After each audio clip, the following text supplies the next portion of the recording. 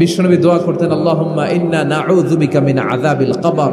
আল্লাহ, আমি আপনার কাছে কবরের আযাব থেকে পানাহ চাই, কবরের আযাব থেকে বাঁচতে চাই। এই কবরের মধ্যে অনেক ফিতনা হবে, অনেক সুয়াল হবে। কবরে প্রশ্ন আছে না নাই? কথা বলেন। প্রথম প্রশ্ন জিজ্ঞেস করা হবে, মার রব্বুক, তোমার রব কে? বলেন, আমাদের রব কে? ওমা দীনুক, তোমার ধর্ম কি? বিশ্বনবীর চেহারা দেখিয়ে বলা হবে, তারিফু মান হাযার রাজুল, এই লোকটারে চিনো? আমরা কি বলবো? আমরা চিনি, উনি আমাদের প্রিয় রাসূল মুহাম্মদুর রাসূলুল্লাহ সাল্লাল্লাহু আলাইহি ওয়াসাল্লাম। এরপরে জিজ্ঞেস করা হবে, এগুলো কোত্থেকে শিখলা? আমরা বলবো কোরআন থেকে। ফায়ুফসাহু লাহু কবরুহু ৭০ যিরাআন। সুন্দর সুন্দর উত্তর করতে পারলে আপনার কবরটারে ৭০ হাত লম্বা করে দেয়া হবে। ইফতাহু লাহু বাবুন ইলাল জান্নাহ, জান্নাতের দিকে একটা দরজা লাগিয়ে দেয়া হবে। ইউলবাসু মিন লিবাসি আহলিল জান্নাহ, জান্নাতীদের পোশাক পরিয়ে দেয়া হবে। জান্নাতের পোশাক কেমন হবে জানেন? রেশমের পোশাক। ওয়া লিবাসুহুম ফিহা হারির, the dress will be in Jannah with fine green silk with the gold embroidery.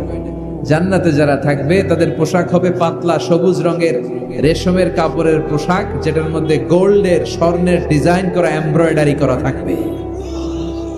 ওই পোশাক পরিয়ে দেওয়া হবে আর বলা হবে নাম কান্নাউমিল আরুস, বাসর রাতে জামাই যেমনি আনন্দে ঘুমায় তুমিও ঘুমাও। দুনিয়াতে অনেক কষ্ট সহ্য করছো, দুনিয়াতে পুলিশের দৌড়ানি, র্যাবের দৌড়ানি, আছে না নাই? ইসলামের পক্ষে যারা কথা বলে নিজ এলাকায় পরবাসী, আছে না নাই? মামলা হামলা, ঝক্কি ঝামেলা ঝুঁকি একটার পর একটা, তার পিছু ছাড়ে না। সে ঘুমাইতেও পারে নাই, চিল্লায় বলেন ঠিক কিনা? আনন্দের ঘুম আমরা সেদিন দেব ইনশাআল্লাহ। ঘুমেন না? নাম কানাউমিল আরুস, বাসর রাতে বর যেমনি কনেকে নিয়ে ঘুমায় ঘুমাও। দুনিয়াতে ঘুমাইতে পারো নাই, দুনিয়াতে খালি দৌড়াইছো। কি করছো? দৌড়ানির উপরে ছিল। আজকে দৌড়ানি নাই, আজকে দৌড়ানি হবে ওই দলে। কথা কন। যারা ইসলামের পক্ষে ছিল না, আজীবন ইসলামের বাঁশ দিয়েছে, আজকে ওদেরকে বাঁশ দেওয়ার পালা। সেদিন হিসেব উল্টে যাবে।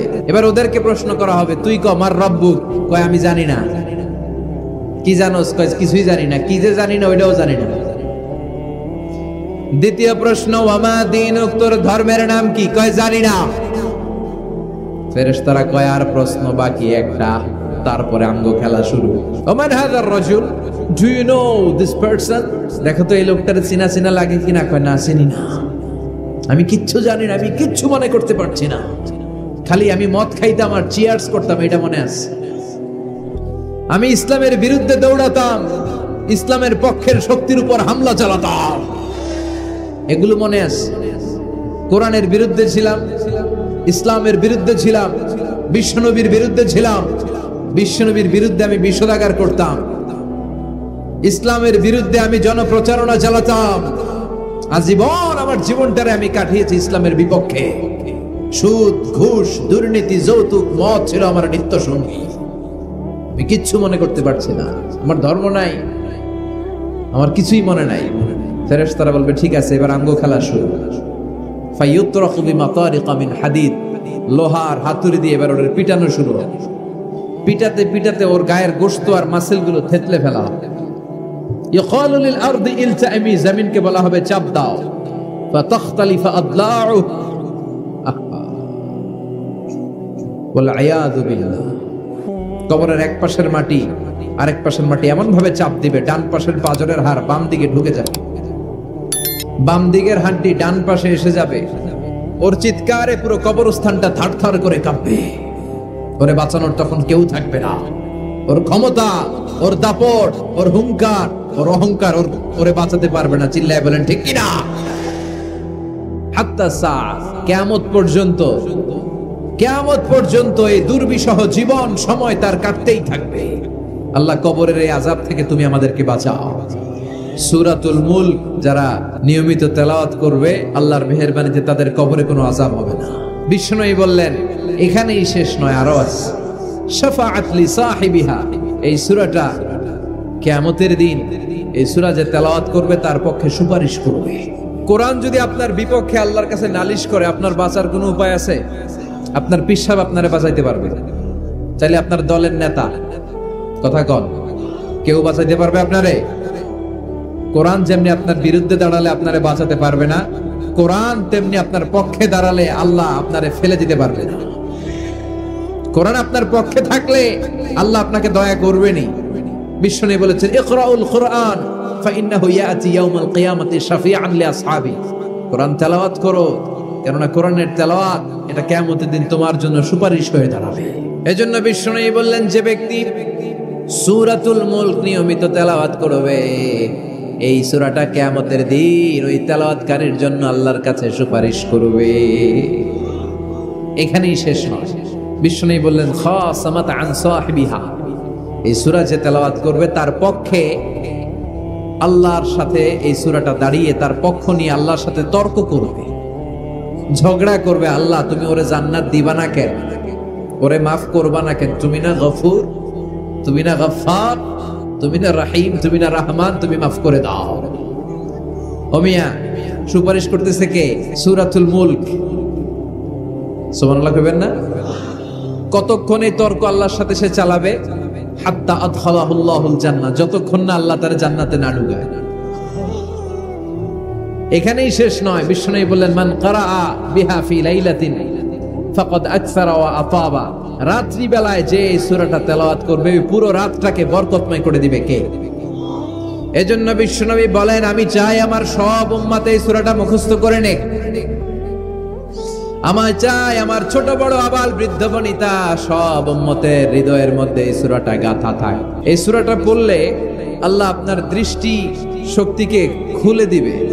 আপনার চোখের সামনে কোনো পর্দা থাকলে পর্দাটা সরে যাবে, আপনি আল্লাহর মাহাত্ম্য বুঝতে পারবেন, আপনি আল্লাহরে চিনতে পারবেন, আপনি আল্লাহর অস্তিত্ব টের পাবেন। সুবহানাল্লাহ পড়েন। অনেকেই বলে যেটা দেখি না তা মানি না। যারা স্রষ্টাকে বিশ্বাস করে না তারা বলে আনসিন ইজ নাথিং, যেটা দেখা যায় না এটা বিশ্বাস করি।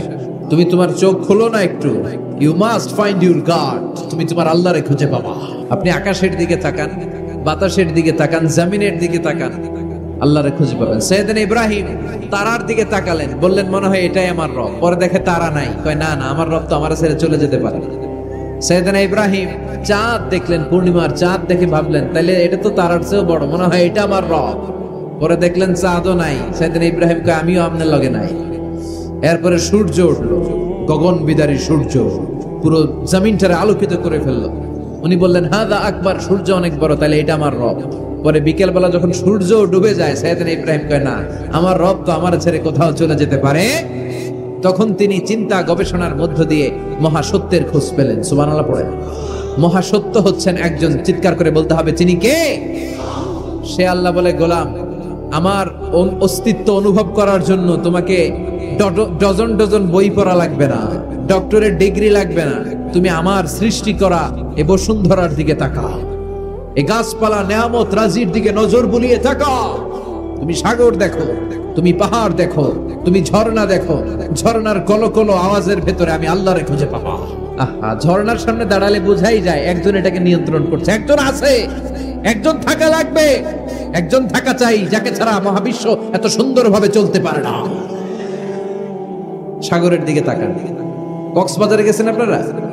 আহা, কি ক্ষুদ্র আমি, কি তুচ্ছ আমি, কি নগণ্য আমি। বঙ্গোপসাগরের সামনে দাঁড়ালে হায় রে, নিজের কি এতিম লাগে, কি ছোট্ট আমি, কি সাগরের তর্জন তর্জন। হিমছড়িতে যখন যাই, সিলেটের মাধবকুণ্ডে যখন যাই, মালয়েশিয়াতে মাঝে মাঝে যাই, ক্যামেরন হাইল্যান্ডে কিছু ওয়াটারফল আছে। আল্লাহু আকবার, এই ঝর্ণার আওয়াজের মধ্যে মনে হয় যেন আল্লাহর জিকির শোনা যায়, ঠিক কিনা? এই জন্য নাস্তিকদের যুক্তিগুলো খোড়া যুক্তি। তারা বলে আনসিন ইজ নাথিং, যেটা দেখি না ওইটা মানি না। এরকম কিছু গাধা আছে না নাই? হাদারাম, উল্লুক্কা পাঠা, যেটা দেখি না ওইটা মানি না। আচ্ছা বলেন তো, আমরা কোনোদিন আমেরিকা দেখছি সরাসরি? কথা কয় না। টিভিতে দেখছি, বইতে দেখছি আমেরিকার ছবি, কিন্তু সরাসরি এটা আমেরিকা দেখছি? তাই বলে আমরা আমেরিকা মানি না? কথা বলেন। নাস্তিক যারা কথা বলে এরা বাতাস দেখতে পায়? উত্তর দেন, বাতাস দেখা যায়? তো নাস্তিকের যারা দল, নাস্তিকের গোষ্ঠী, ওরা কি বাতাসকে মানে না? Why do you believe on that? Why do you believe on air in the atmosphere? বায়ুমণ্ডলে যে বাতাস আছে এটা কেন মানো? বাতাস তো দেখো। কে কারো যখন মাইগ্রেনের পেইন হয় মাথায়, আমার প্রচন্ড ব্যথা। আপনারা কি দেখতে পাচ্ছেন ব্যথাটা? কিন্তু মাথায় যে ব্যথা হয় এটা আপনারা মানেন না, নাস্তিকেরা মানে না। তাহলে ওদের যুক্তির কোনো গ্রাউন্ড আছে? কোনো গ্রাউন্ড নাই। যেটা দেখা যায় না এটা নাকি ওরা বিশ্বাস করে। আল্লাহ বলেন সৃষ্টির দিকে তাকা, নজর করে দেখ, আমি আল্লাহর নিদর্শন আছে। সুবহানাল্লাহ পড়েন। নাস্তিকদের কিভাবে আপনি বুঝাবেন? একটা ঘটনা বললে চমৎকার বুঝতে পারবেন। কুফা নগরীতে এক নাস্তিক ছিল, সে এরকম বলতো, যেটা দেখি না ওইটা মানি না। সবাই বলে আমাদের একজন ইমাম আছে, ওনার নাম নু'মান ইবনু সাবিত, উনি তোমারে দেখায় ছাড়বে আল্লাহরে। সে বলে তাই, তাহলে ডাকো তো, তার সাথে আমি তর্ক করব। অ্যাপয়েন্টমেন্ট দেওয়া হলো জুমার পরে ঠিক ভর দুপুরে 2টায়। নু'মান ইবনু সাবিত ওনার আসল নাম, ওনার লকব হচ্ছে আবু হানিফা। ইমাম আবু হানিফারে ছিলেন না? ইমাম আল আযম। উনি আল্লাহর পক্ষে নাস্তিকের সাথে লড়বেন, আর নাস্তিক আল্লাহর বিপক্ষে লড়বেন। সময় দেয়া হয়েছে জুমার সালাতের পর ভর দুপুরে 2টা। ঠিক সময় নাস্তিক এসেছে, হাজার হাজার মানুষ এসেছে, আসে নাই ইমাম আবু হানিফা। নাস্তিক তো রেগে মেগে আগুন, আমার সময় দিয়ে উনি আসে নাই কেন, আসে না কেন? আধা ঘন্টা, 1 ঘন্টা, 1.5 ঘন্টা চলে যায়, আসে না। প্রায় 2 ঘন্টা পরে ইমাম আবু হানিফা দৌড়ে দৌড়ে আসলেন। নাস্তিক বলে আপনার তো সময়ের কোনো জ্ঞানই নাই, আপনার সাথে কোনো তর্ক চলবে না। ইমাম আবু হানিফা বললেন ইনদি উযর, আই হ্যাভ অ্যান এক্সকিউজ, আমার একটা এক্সকিউজ আছে। কি এক্সকিউজ? সাইয়েদনা ইমাম আবু হানিফা বললেন, আমি যখন ঘর থেকে বের হই, এই পথে আসার সময় আমাকে একটা নদী পার হতে হয়। কি পার হতে হয়? আজকে যে দেখি নদীর সামনে কোনো নৌকা নাই, মানুষ নাই, কেউ নাই, কেউ নাই। হঠাৎ দেখলাম নদীর পাশে বিশাল একটা বড় গাছ, গাছটা এমনি এমনি 2 ভাগ হয়ে গেল। গাছ থেকে এমনি এমনি কাঠ আর তক্তা বের হয়ে গেল, তক্তাগুলো এমনি এমনি জোড়া লেগে নৌকা হয়ে গেল। ওই নৌকা এমনি এমনি নদীর মাঝখানে এসে পড়লো, আর আমি উঠে বসলাম। মাঝি ছাড়া, লগি বৈঠা ছাড়া নৌকা আমারে এক টান মেরে নদীর ওপার নিয়ে গেল। এই কাজগুলো হতে হতে 2 ঘন্টা লেগে গেছে। কয় ঘন্টা? নাস্তিক কয় তবে ইমামের মাথা খারাপ। নাস্তিক কি বলে? তোদের ইমামের মাথায় সমস্যা। ইমাম আবু হানিফা বললেন, আপনি এই কথা বললেন কেন? আমার মাথা ঠিকই আছে, আপনি আমার গালি দেন কেন? নাস্তিক বলে এমনি এমনি গাছ ভেঙে 2 ভাগ হয় নাকি? এমনি এমনি করাত ছাড়া গাছ কেটে তক্তা বানানো যায় নাকি? এমনি এমনি মিস্ত্রি ছাড়া তক্তা লাগিয়ে নৌকা হয়? এমনি এমনি মাঝি ছাড়া নৌকা চলে নাকি? সাইয়েদনা ইমাম আবু হানিফা বললেন, এই তো আপনি লাইনে চলে আসছেন, এখন আপনারে বুঝাইতে খুব সুবিধা হবে। এমনি এমনি নৌকা হয় না, তক্তা হয় না, এমনি এমনি গাছ কেটে 2 ভাগ হয় না, তাহলে আকাশটা কেমন করে এমনি এমনি হলো? এই জমিনটা কেমন করে এমনি এমনি হলো?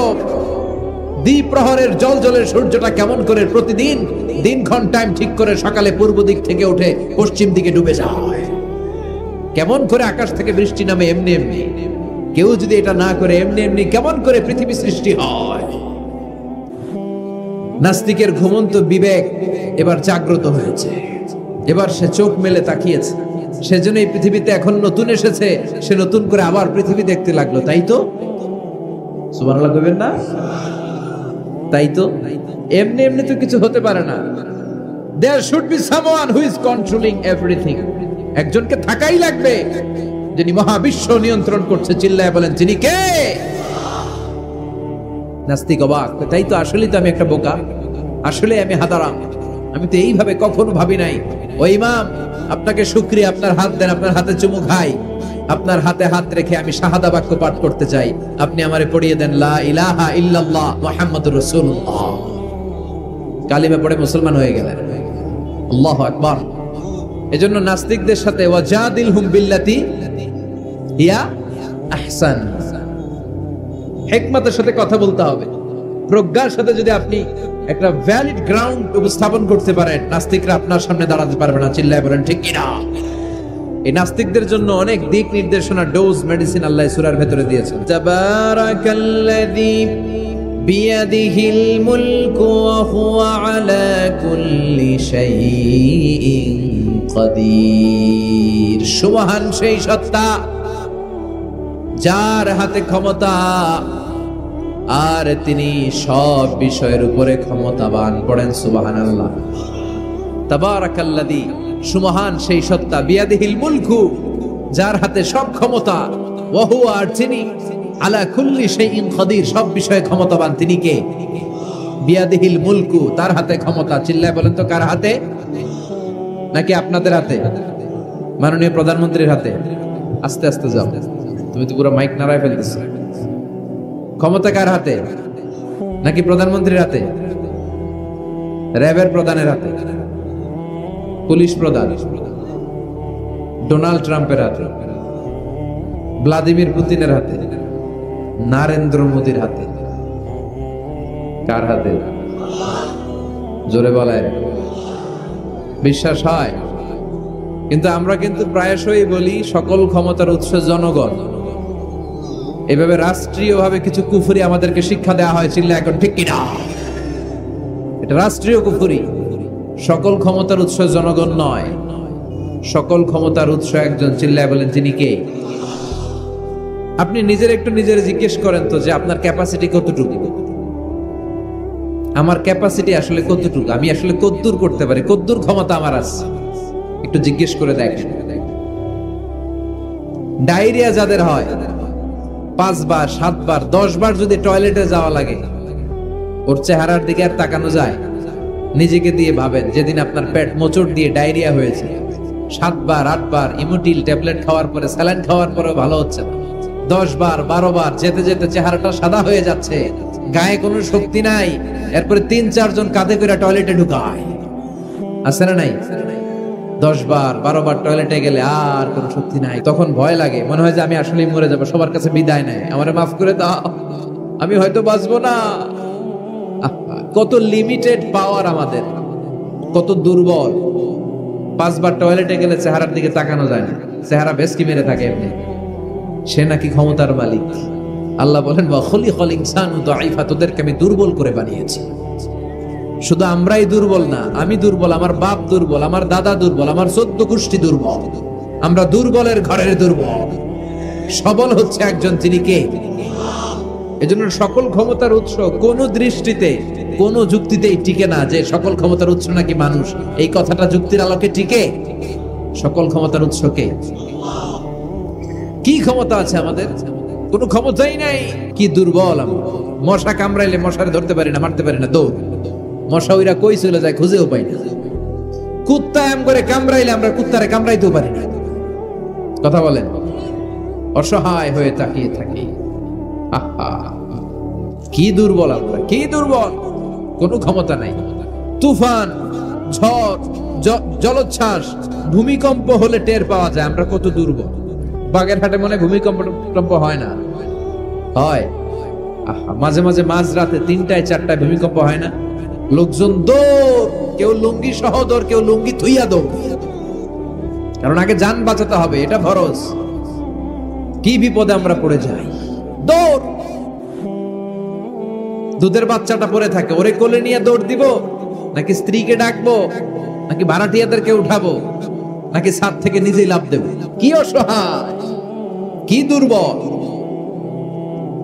ভূমিকম্প যখন শুরু হয় মানুষগুলো খালি দৌড়ায়, খোলা মাঠে যেতে চায়, বিল্ডিং টাওয়ার গুলো যেন গায়ের উপর থপাস করে না পড়ে বাঁচতে চায়। কি চায়? বাঁচতে চায়। যার বাঁচার জন্য লড়াই, ও নাকি ক্ষমতার মালিক। এটা বিশ্বাস করবে কেউ? কক্সবাজারে যখন তুফান শুরু হয়, জলোচ্ছ্বাস শুরু হয়, ওখানে একটা দ্বীপ আছে, পাহাড়ি দ্বীপ, নাম মহেশখালী। ওইখানে বৌদ্ধদের স্বর্ণ মন্দির আছে। সেখানে যখন তুফান 30 ফিট 40 ফুটের জলোচ্ছ্বাস হয়, এই বৌদ্ধ মন্দিরের বৌদ্ধগুলো নিচে নেমে জিকির করা শুরু করে দেয় আল্লাহ। কার জিকির করে? কারণ ওরা খুব ভালো করেই জানে যে গৌতম বুদ্ধ আমাদের বাঁচাতে পারে না, বাঁচাতে পারে একজন। চিল্লায় বলেন যিনি কে? এই জন্য বিপদে পড়লে টের পাওয়া যায় যে আমরা কত দুর্বল। আমি গত পরশু ঢাকা থেকে এসেছি, আমার প্রোগ্রাম ছিল সাতক্ষীরায়। ঢাকা থেকে যশোর নভোয়ারে করে এসেছি। তো সেখানে যারা বিমানবালারা থাকে তারা কেমন যেন প্যান্ট ট্যান্ট স্যুট টুট পরে আসে, নিজেদেরকে সাজিয়ে গুছিয়ে। এই বিমানবালাগুলো লিপস্টিক মেখে নিজেকে মেকআপ করে প্রদর্শন করে, কারণ তাদের সৌন্দর্যটাই হচ্ছে এখানে আসল জিনিস। সৌন্দর্য না থাকলে এদেরকে এয়ার হোস্টেস বানায় না। আমরা সিটে বসলাম, ইনস্ট্রাকশন দিল বিমানটা এখন টেক অফ করবে। ইন দ্য মিন টাইম এই মেয়েটা মাইক্রোফোন হাতে নিয়ে বলতে আরম্ভ করলো, ভদ্র মহিলা এবং ভদ্র মহোদয়গণ, আপনারা আপনাদের সিট বেল্ট গুলো বেঁধে নিন। এখনই আমাদের উড়োজাহাজটি শাহজালাল আন্তর্জাতিক বিমানবন্দর থেকে 14,000 ফিট উপর দিয়ে যশোর বিমানবন্দরে উদ্দেশ্যে ছুটবে। আল্লাহু আকবার, আল্লাহু আকবার, আল্লাহু আকবার। তো আমি ঘাড় ঘুরে তাকাইলাম, কিরে আল্লাহু আকবার পরে কেডা? পরে তাকে দেখি ওই মেয়েই পড়তেছে, কাগজের মধ্যে লেখা। অবাক হলাম, যার চলাফেরা এরকম, বেশভূষা এরকম, এই মেয়েটা এখন আল্লাহু আকবার, আল্লাহু আকবার, আল্লাহু আকবার পড়ছে।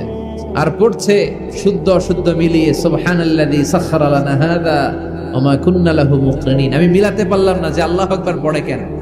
পরক্ষণে আমি বুঝলাম যে এইমাত্র বিমানটা গ্রাউন্ড ছেড়ে দিয়ে 14,000 ফিট উপরে উঠে যাবে। ওদের সবার খুব ভালো করেই জানা, ওই 14,000 ফিট উপরে আকাশের মাঝে আমাদেরকে বাঁচানোর কেউ নাই। কেউ আমাদেরকে, পুলিশ আমারে বাঁচাতে পারবে না, এয়ারলাইন্সের ম্যানেজার আমারে বাঁচাতে পারবে না, কোন সিকিউরিটি আমারে বাঁচাতে পারবে না, ফায়ার সার্ভিসের ওরা আমাকে বাঁচাতে পারবে না। ওই 14,000 ফিট উপর থেকে আমারে বাঁচাতে পারে একজন, চিল্লায় বলেন যিনি কে? এটা খুব ভালো করে জানে, হিসাবটা খুব সহজ। এজন্য ওঠার আগে আল্লাহু আকবার লাগে, আর নিচে নামলেই দুম্মা চলে দুম। তিনি আজীবন ধরে ক্ষমতার চেয়ারে আসীন, তার ক্ষমতার চেয়ার কেউ কেড়ে নিতে পারবে না। কথা বলেন, কথা কানাকে? বিএনপির ক্ষমতার চেয়ার কেড়ে নেয় আওয়ামী লীগ, আওয়ামী লীগের ক্ষমতার চেয়ার কেড়ে নেয় বিএনপি। এগুলো আমরা দেখছি না? এখন অবশ্য লম্বা সময় ধরে বাংলাদেশ আওয়ামী লীগ ক্ষমতার চেয়ারে আছে। হয়তো কোনো কারণে আওয়ামী লীগের পর আবার নতুন কোন দল ক্ষমতায় আসতে পারে কি পারে না। এভাবে পৃথিবীর রদবদল হয়। আজীবনের জন্য কেউ ক্ষমতার চেয়ারে বসে থাকতে পারে একজন ছাড়া, তিনি কে? আল্লাহ। সেই যে ক্ষমতার চেয়ারে বসছে, কেউ আল্লাহর ক্ষমতার চেয়ার কেড়ে নিতে পারবে? চিল্লায় বলেন পারবে? এই পৃথিবীতে যারা ক্ষমতায় আসে তাদের কারো ক্ষমতার মেয়াদ 5 বছর। এই যে বাংলাদেশ আওয়ামী লীগ নতুন করে ক্ষমতায় এলো, মেয়াদ কয় বছর? কথা বলেন, 5 বছর। কোন কোন দেশে 10 বছর। আল্লাহ যে ক্ষমতার চেয়ারে বসছে, আল্লাহর ক্ষমতার মেয়াদ কয় বছর? 20 বছর। কি কয়? হ্যাঁ, 50, 100 বছর। কয় বছর? আজীবন মেয়াদ। সুবহানাল্লাহ কইবেন না? হুয়াল আউয়ালু ওয়াল আখিরু ওয়াল যাহিরু ওয়াল বাতিন ওয়া হুয়া বিকুল্লি শাইইন আলীম। আল্লাহ বলে, আমি প্রথম, আমি শেষ, আমি গোপন, আমি প্রকাশ্য। আমি চিরকালের জন্য ক্ষমতার চেয়ারে বসেছি, কোনোদিন এই চেয়ার আমি ছাড়বো না। ঠিক কি না? উনি আজীবন ক্ষমতার মালিক। উনি শুরু থেকে আছেন, শেষ পর্যন্ত থাকবেন। সুবহানাল্লাহ পড়ে। আমার কথা কি বোঝা যাচ্ছে? বুঝতে পারতেছেন?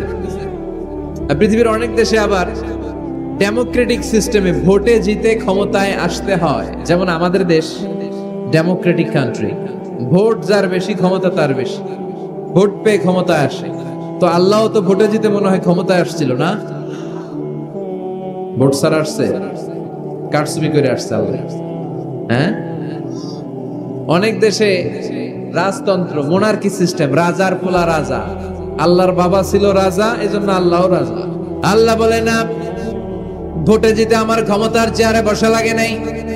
আমার বাবা নাই, আমার ছেলে নাই, আমার কেউ নাই, আমি একাই সব ক্ষমতার মালিক। আমি চিরকালের জন্যই ক্ষমতার চেয়ারে বসা। চিরকাল, আজীবন তিনি ক্ষমতার চেয়ারে থাকবেন। আবার অনেক সময় দেখা যায় ক্ষমতায় যেতে হলে অন্যান্য পার্টির সাথে কোয়ালিশনে যেতে হয়, শরিক বানাতে হয়। আল্লাহর ক্ষমতায় তো শরিক আছে না? আছে। আল্লাহ বলেন, ওয়ালাম ইয়াকুল্লাহু শারীকুন ফিল মুলক। আমার ক্ষমতায় কোনো পার্টনার নাই, কোনো শরিক নাই। তোদের মতো আমি কারোর সাথে জোট করি নাই। জোট ছাড়া, শরিক ছাড়া, কোয়ালিশন ছাড়া আমি ক্ষমতার চেয়ারে বসা। আজীবন আমার ক্ষমতার মেয়াদ। কেউ আমার ক্ষমতার চেয়ার থেকে নামাতে পারবে না। তিনি চাইলে পাহাড়কে দরিয়া করতে পারে, তিনি চাইলে দরিয়াকে পাহাড় করতে পারে, তিনি চাইলে ধনীকে গরিব করতে পারে, গরিবকে ধনী করতে পারে।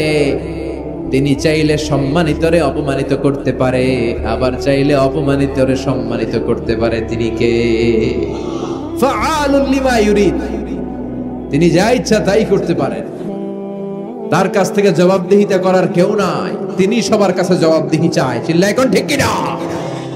সে আল্লাহ বললেন, সুমহান সত্তা, যার হাতে ক্ষমতা তিনি সব বিষয়ের উপর ক্ষমতাবান। এজন্য আমাদের মনে রাখতে হবে আমাদের কোনো ক্ষমতা নাই, ক্ষমতার মালিক কে? ওয়ালাকাদ যায়্যানাস সামাআদ দুনিয়া বিমাসাবিহা ওয়া জাআলনাহা রুজুমান লিশ-শায়াতিন। সুবহানাল্লাহ পড়েন। আল্লাহ বললেন, আমি নিকটবর্তী আকাশটারে তারা দিয়ে, আলো দিয়ে, মোমবাতি দিয়ে আলোকিত করেছি। I have beautified the closer sky with light and candles.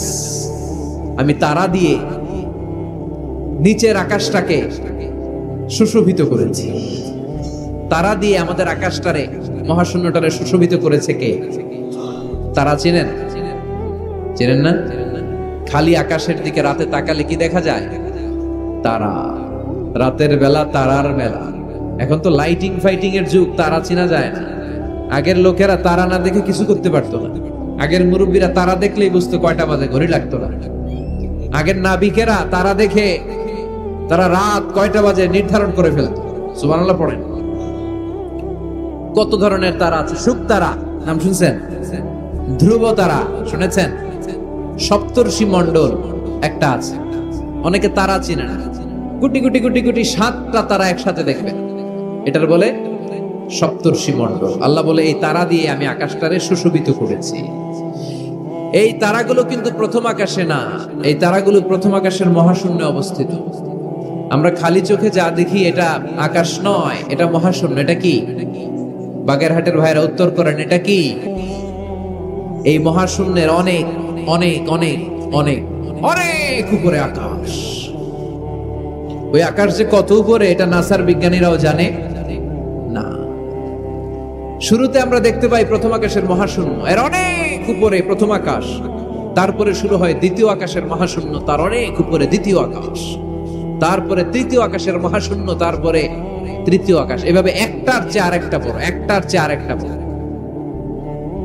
দ্বিতীয় আকাশের তুলনায় প্রথম আকাশটা কত ছোট শুনতে চান? আপনার হাতের আংটিটা যদি আপনি সাহারা মরুভূমিতে ছুঁড়ে ফেলে দেন, পৃথিবীর সবচেয়ে বড় মরুভূমির নাম কি জানেন? সাহারা মরুভূমি। এই সাহারা মরুভূমিতে আপনার হাতের আংটি ছুঁড়ে ফেলে দিলে পুরো মরুভূমির তুলনায় আপনার হাতের আংটি যত ছোট, আল্লাহর দ্বিতীয় আকাশের তুলনায় আল্লাহর প্রথম আকাশটা ঠিক তত ছোট। একটার চেয়ে একটা বড়। তারপর আমরা নিজের বড় বড় করে দাবি করি। এই যে আজকের প্যান্ডেলে এত মানুষের সমারোহ হয়েছে, তাকালে মনে হয় না যে কত বিশাল জায়গা? কথা বলেন, বিশাল মনে হয় না? পিল জঙ্গ এইটার যদি এত বড় মনে হয়, তাহলে পিল জঙ্গটা কত বড়? হ্যাঁ, আরো। এইটার চেয়ে নিশ্চয়ই বাগেরহাট বড়। কথা কয় না? বাগেরহাটের চেয়ে নিশ্চয়ই পুরো বাংলাদেশটা বড়। বাগেরহাট হলো 64 জেলার এক জেলা। 64টা জেলা মিলে সুজলা সুফলা আমাদের এই বাংলাদেশ। বাংলাদেশ হচ্ছে পৃথিবীর সবচাইতে বড় দেশ। হ্যাঁ, এরা দেখি আমার সব কথার সাথে খালি দ্বিমত করে। বাংলাদেশ সবচেয়ে বড় দেশ না? কত ছোট জানেন?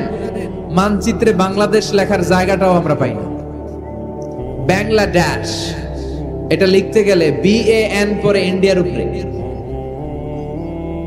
GLA পরে বাংলাদেশের উপরে, আবার DESH পরে আবার ইন্ডিয়ার উপরে। আমাদের বাংলাদেশটা এত ছোট, বাংলাদেশ লেখার জায়গাটাও মানচিত্রে আমাদের জন্য নাই। এত ছোট দেশ, এত ছোট। ইন্ডিয়া প্রায় 20-25 গুণ বড় আমাদের চেয়ে। আমেরিকা, কানাডা শতগুণ বড়। রাশিয়া একটা দেশ আছে কয়েকশো গুণ বড়। এরকম 200টা বিশাল দেশ মিলে পৃথিবী। 200টা দেশ মিলে পৃথিবীর 30 ভাগ, বাকি 70 ভাগ শুধু পানি। বাকি 70 ভাগ কি? এই স্থল আর জল মিলে আমাদের পৃথিবী। তাহলে আজকের এই প্যান্ডেলের জায়গার তুলনায় পুরো পৃথিবীটা কত বড়? সুবহানাল্লাহ কইতে পারলেন না? তাহলে এই পৃথিবীটা আমাদের কাছে এখন পর্যন্ত যেটা আমরা আলোচনা করলাম বোঝা গেল অনেক বড়। এত বড় পৃথিবী, কিন্তু আমরা শুনতে পাই যে সূর্যটা আমরা দেখতে পাই দিনের বেলা, ওই সূর্যটা নাকি এই বিশাল পৃথিবীর চেয়ে 13 লক্ষ গুণ বড়। চিন্তা করতে পারেন? খালি তো মাথা নাড়াইতেছেন। আসলে কি আমরা চিন্তা করতে পারি? 13 লক্ষটা পৃথিবী সূর্যের মধ্যে রেখে দেওয়ার জায়গা করে দিয়েছে কে? 9,30,00,000 মাইল দূরে সূর্য 8 মিনিট 18 সেকেন্ড সময় নিয়ে নেয় আলো পৌঁছাতে। এত বিশাল সূর্য। তার মানে কি সূর্যটাই সবচেয়ে বড়? এর চেয়ে অনেক বড় বড় তারা আছে। সূর্যের পরে পৃথিবীর সবচেয়ে কাছের তারার নাম প্রক্সিমা সেন্ট্রাই। গুগল করলে দেখবে যে কত তারা। এরপরে আলফা সেন্ট্রাই এ, আলফা সেন্ট্রাই বি, এইভাবে তারা শুরু। এটা ক্যারিনা, ব্যাটেলজিউস। যেই সূর্য পৃথিবীর চেয়ে 13 লক্ষ গুণ বড়, ব্যাটেলজিউস নামে একটা তারা আছে। ওই তারা সূর্যের চেয়ে 33 কোটি গুণ বড়। তার মানে কি ব্যাটেলজিউসই সবচেয়ে বড় তারা? এটা ছোট্ট সাইজের তারা। এইটার চেয়ে কত হাজার কোটি গুণ বড় তারা যে মহাশূন্যে আছে তার কোনো ইয়ত্তা আমাদের নাই। এরকম হাজার হাজার million trillion zillion pillion octillion তারা মিলে আমাদের এই গ্যালাক্সিটা গঠিত। আমাদের গ্যালাক্সির নাম মিল্কি ওয়ে। আমাদের গ্যালাক্সির নাম শুনছেন না? বিজ্ঞানে আমরা পড়ছি না? আমাদের গ্যালাক্সির নাম মিল্কি ওয়ে। আমাদের গ্যালাক্সির পরে আমাদের সবচেয়ে কাছের গ্যালাক্সির নাম অ্যান্ড্রোমেডা। আমাদের গ্যালাক্সি থেকে অ্যান্ড্রোমেডাতে পৌঁছতে 2.5 মিলিয়ন লাইট ইয়ার লেগে যাবে যদি লাইটের গতিতে আমরা ছুটি। 2.5 মিলিয়ন লাইট ইয়ার। 1 মিলিয়নে 10 লাখ, 2.5 মিলিয়নে 25 লক্ষ লাইট ইয়ার। এই পৃথিবীতে সবচেয়ে দ্রুতগামী যে জিনিসটার আবিষ্কার হয়েছে সেটার নাম আলো। সেটার নাম সবাই বলেন। আলো সবচেয়ে দ্রুত ছোটে। কত দ্রুত জানেন? 1 সেকেন্ডে 1,86,000 মাইল বেগে ছোটে। 1 ঘন্টায় না, 1 মিনিটে না, 1 সেকেন্ডে ছুটে কত দূর? আরে 1 সেকেন্ড কইতে তো 2 সেকেন্ড লাগে। 1 সেকেন্ড এটা বলতে বলতে 2 সেকেন্ড লেগে যায়, কিন্তু 1 সেকেন্ডে নাকি সে 1,86,000 মাইল দূর চলে গেছে। এই আলোর গতি সম্পন্ন একটা রকেট যদি কেউ বানাতে পারে, যে রকেটটাও আলোর মতো সেকেন্ডে 1,86,000 মাইল বেগে ছুটবে, এরকম রকেট যদি বানানো যায়, তাহলে এই রকেট দিয়ে আমাদের গ্যালাক্সি থেকে আমাদের প্রতিবেশী গ্যালাক্সি অ্যান্ড্রোমেডাতে পৌঁছতে 25 লক্ষ বছর লেগে যাবে। সে আল্লাহ বললেন, আলাকাদ যায়্যানাস সামাআদ দুনিয়া বিমাসাবিহা ওয়া জাআলনাহা রুজুমান লিশ-শায়াতিন। আমি তোমাদের জন্য দুনিয়ার আকাশটারে সুন্দর সুন্দর তারা দিয়ে সুশোভিত করেছি। এরকম বিশাল বিশাল তারা দেখতে তো মনে হয় ছোট্ট একটা ডটের মতো না, একটা ফোঁটার মতো মনে হয় না তারাগুলা? এত বিশাল বিশাল তারা মহাশূন্যে রেখেছে কে? হুয়াল্লাযী জাআলা লাকুমুল আরদা যালুলান ফামশু ফি মানাকিবিহা ওয়া কুলু মির রিজকি ওয়া ইলাইহিন নুশুর। আল্লাহ বলে, আমারে তোরা চিনিস না? চিনে নে। আমি হলাম এমন সত্তা, আমি তোমাদের জন্য জমিনটারে সমতল বানিয়ে দিয়েছি, তাই যেখানে মন চায় তোমরা সুন্দর করে হেঁটে হেঁটে যেতে পারো। তার মানে এই নয় যেখানে খুশি সেখানে যাবা, শেষকালে আমার দিকে ফিরে আসতে হবে, ঠিক কি না? মিনহা খালাকনাকুম ওয়া ফিহা নুঈদুকুম ওয়া মিনহা নুখরিজুকুম তারাতান উখরা। মাটি থেকে বানালাম, মাটির কবরে পাঠালাম, আবার মাটির কবর থেকে আমাদেরকে উঠাইয়া দিবে কে? আল্লাহ বললেন যালুলান, আমি জমিনকে বানিয়েছি সমতল। আরেক আয়াতে বললেন হুয়াল্লাযী জাআলা লাকুমুল আরদা ফিরাশা, আমি জমিনকে বানিয়েছি বিছানা। সমান সমান না হলে আজকের প্যান্ডেলে এত সুন্দর করে আপনারা বসতে পারতেন? কথা বলেন না। প্যান্ডেলের এদিকে উঁচা, এদিকে নিচা, এদিকে খাড়া, এদিকে তেড়া, এদিকে গর্ত, এদিকে ভাঙ্গা, এরকম হইলে আজকে প্যান্ডেলটা সমান হইতো? এই সমান করে দিছে কে? আমরা যখন বিমানে চড়ি, বিমানের জানলা দিয়ে নিচে তাকালে দেখা যায় আল্লাহ কেমন মনে হয় যে সবুজ কার্পেট বিছাই দিছে। সুবহানাল্লাহ কইতে পারলেন না? আবার আল্লাহ বলে, সবুজ কার্পেট দেখে মনে করো না যে তোমরা বেঁচে গেলা। এই সবুজ কার্পেটের ভেতরে আগুন আছে না নাই? আমরা যে পৃথিবীর উপরে লাঙ্গল দিয়ে হাল চাষ করি, গাছ লাগাই, হেঁটে চলি, এই মাটিটার নিচে আগুন আছে। এই পৃথিবীর মাঝখানে আছে আগুন, জ্বলন্ত আগুন। আল্লাহ কোরআনে কসম কেটেছেন, বল বাহরিল মাসজুদ, ফুটন্ত টকবকে সাগরের পানির কসম। আমেরিকান নেভাল একাডেমির সায়েন্টিস্টরা তারা হিসাব মিলাতে পারে না। সাগরের পানি দেখি ঠান্ডা, কিন্তু আল্লাহ কয় ফুটন্ত টকবকে সাগরের পানির কসম। এই গরম আল্লাহ পাইলো কই? তারা ভাবলো নিশ্চয়ই ভিতরে গরম আছে, নাইলে গরম আসলো কোত্থেকে? দেখি তো কোরআনের কথা সত্য কিনা। তারা সবসময় কৌতূহলী। এই কৌতূহলই তাদেরকে মহাবিশ্বের সুপার পাওয়ারের আসনে আসীন করেছে। আমাদের কোনো কৌতূহল নাই, আমগো আছে ফতুয়াবাজি, খালি ফতুয়াবাজি, খালি গীবত। কেউ কারো ভালোটা দেখতে পারে না। একজন দাওয়াতি কাজ করতেছে, হকের কথা বুঝাচ্ছে, হাজার হাজার মানুষ তার স্পষ্ট ভাষা আর সহজ সাবলীল ব্যাখ্যার কারণে ইসলামের সৌন্দর্য খুঁজে পেয়েছে, কিন্তু তারেও ঠ্যাং ধরে নিচে নামাতে চায়। এটা বাংলাদেশ, এমন দেশটি কোথাও খুঁজে পাবে না কো তুমি। আহা, খালি ফতুয়াবাজি। একজন বলছিল বাংলাদেশের জাতীয় খেলা হাডুডু কেন? আরেকজন কয়ের কারণ বাংলাদেশে কেউ কারো ভালোটা সহ্য করতে পারে না। একটা উপরে উঠতে ছেলে সাইডটায় ধরে ঠ্যাং ধরে টেনে নামায়। এদেশে কেউ ভালো পথে হাঁটতে চাইলে, উপরে উঠতে চাইলে, কল্যাণের পথে আগাতে চাইলে তার বিরোধী শক্তিরা ওর ঠ্যাং ধরে নিচে নামাবে। কেউ কারো ভালোটা সহ্য করতে পারে। আর ফতুয়াবাজি, তুই কাফের, তুই মুনাফেক, তুই মুশরিক, তোর দাদা কাফের, তোর শ্বশুর কাফের, তোর বেয়াই কাফের। ওই কাফের বেয়াই মারা গেলে ওরে যেখানে কবর দেয়া হবে, ওই কবরের উপরে যে ঘাস উঠবে, ওই ঘাস যে গরু খাবে, ওই গরুর যে দুধ খাবে, ও কাফের। কথা কন, খালি ফতুয়াবাজি। এই ফতুয়াবাজি থেকে আল্লাহ তুমি আমাদেরকে বাঁচাও। আমরা যেন হৃদয়টা প্রশস্ত করে একে অপরকে মুসলিম ভাই মনে করে বুকে টানতে পারি। আমরা খালি পিছাই, সর। বিশ্বনবী আসছে কাছে টানার জন্য, আমরা খালি পিছাই, খালি অন্যের দোষ খুঁজি। নিজের মধ্যে যে কত দোষ, নিজের মধ্যে দোষের শেষ নাই।